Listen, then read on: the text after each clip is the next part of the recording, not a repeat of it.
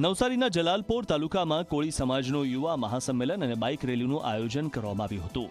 લુસીકોઈ મેદાનથી એરુ Gandhi college સુધી નીકળેલી આ રેલીમાં 5000 જેટલા કોળી સમાજના લોકોએ ભાગ લીધો હતો। કોળી યુવા મહાસંમેલનમાં રાજકીય આક્રોશ જોવા મળ્યો। આરસી પટેલને મંત્રીપદ મળે તેવી લાગણી વ્યક્ત કરવામાં આવી છે।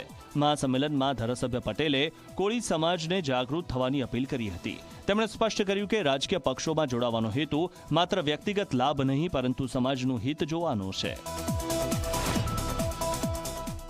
કોળી સમાજનો કચડાયેલો જે વર્ગ છે એ હવે ક્યાંક ને ક્યાંક અવાજ ઉઠાવી રહ્યો છે અને યુવા કોળી સમાજ સામે આવી રહ્યો છે।